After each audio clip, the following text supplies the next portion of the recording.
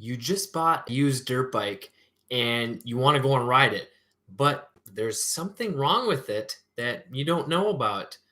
So without thinking, you go for a ride and within 10 minutes, it locks up on you. This would have been prevented if you just spent a few minutes checking some things out.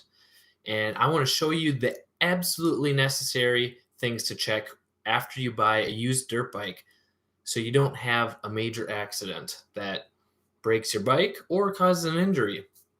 And before I get into those, I want to give you a free guide on learning the basic techniques to riding off-road.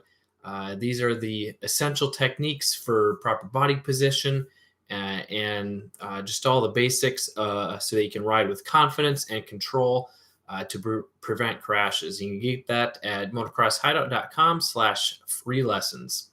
So the first thing to check when you get a used dirt bike is the oil. And so what you're looking for, you got a dipstick or a sight glass in your dirt bike, depending on your model. That's what majority of dirt bikes have. So you want to check, first of all, is there any oil in there? Is it reading on the dipstick? Is it between the minimum and maximum? If it is, that's a good sign. But the next thing is it dirty? If it's black, then it's dirty and past when it should have been changed.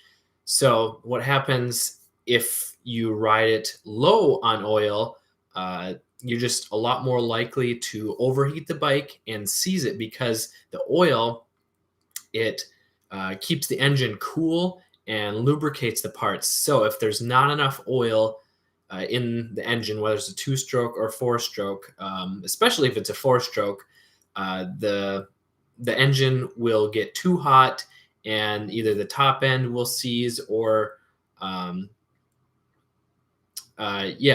lack of lubrication, the oil, the parts will just get too hot and you could seize the piston. It could take out the camshaft, but making sure that there's oil in the bike and that it's clean is a huge step to preventing a major catastrophic engine failure or getting hurt. So the next thing is checking if the air filter is there and if it's clean. A clean air filter is the next step in making sure that your dirt bike is running well, because if you have a dirty air filter, you're not going to be allowing that clean air to get to the engine. And if the air filter is dirty, that means that more dirt can get in and through the engine. So if your engine's sucking in dirt, it's just going to wear out the metal parts a lot faster. That's why it's so important to have a clean air filter and that it's properly sealed and that there's no chunks missing or it's coming apart. So you want to have a good clean filter that's properly oiled. The next step is if you have a liquid cooled dirt bike, so with radiators, you want to check that there's coolant in there because it's easy if the bike gets too hot, the coolant will spew out the overflow of the radiator, or if like there's a blown head gasket, the coolant can get sucked out, burned out through the engine. So, and the less coolant you have in the bike, the less efficient it will be at cooling. So as the coolant level goes down and down, it's going to get hotter faster and longer, and it's just going to overheat more easily. So make sure that there's coolant in the radiators. The next thing is check in tire pressures.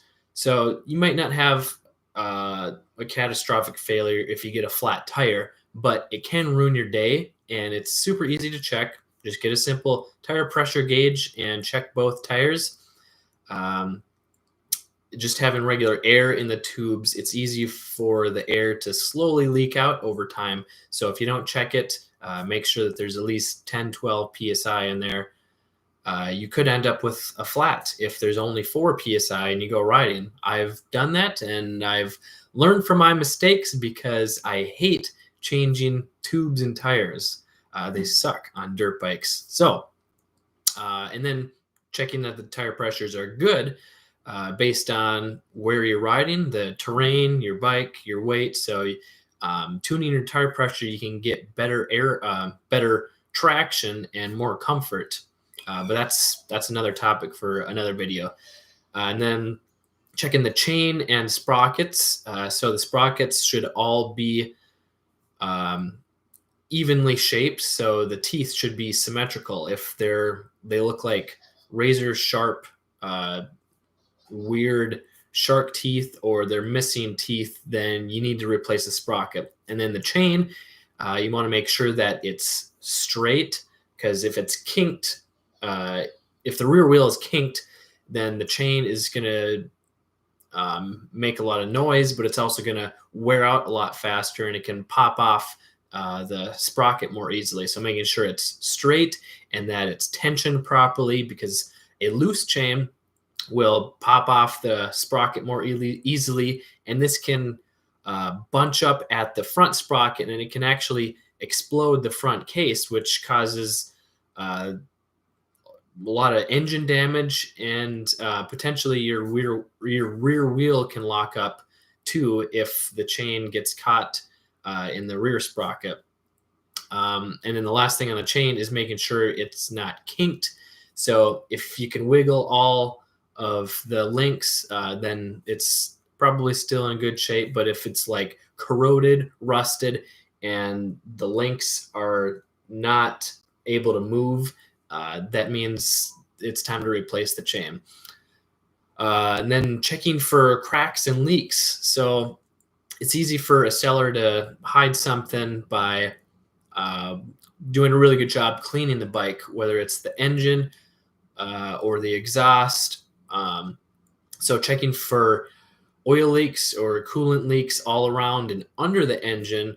You'd be surprised how much damage there could be under the engine if there's no skid plate. The frame could be dented, or the pipe might be dented, or there could be oil coming out the bottom. Maybe someone did a JB weld. I found that on a shift lever seal. It wasn't even JB weld, it was some sealant. And then I found out that the case where the O-ring is supposed to sit for the shifter seal, the case was broken. It was chunked off, and the case is junk when I took the sealant off of it. So I couldn't even ride the bike anymore. So just checking for cracks on the frame too, subframe. Looking at the welds, that's where the cracks usually happen the most. And then the last thing is, does it start easily, and does it ride well through all the gears? So if it starts really hard, whether it's hot or cold, maybe the jetting's off, or maybe the engine is low on compression, it needs to be rebuilt. And then making sure it just has good throttle response, that it runs well through all the gears. And yeah, so if it runs well, starts well, and you went through all the other things, then you probably have a good used running dirt bike. And if there's anything wrong with all the steps that you checked, then please fix it before the bike breaks and gets you hurt. And then in another way, if you want to prevent injuries, if you want to ride safe, which I want to ride safe because I hate getting hurt, plus I got to provide for my family. So if you want to learn to ride with more control and confidence and prevent crashes, I want to teach you the basic techniques to riding off-road, whether it comes to your body position, or where to look, when to brake, how to use your feet and your arms and your hands and your eyes to ride with control. I want to give you a free guide. It's the basic techniques to riding off-road. It's at motocrosshideout.com/free lessons. And now I want to hear from you. What's one thing that you know you need to check on your dirt bike? Maybe it's one of these, but you don't, because let's face it, it's easy to get lazy, and the bike ran well last time, so can't be wrong now. So what's one thing that you don't check, but you know you should? Let me know in the comments below.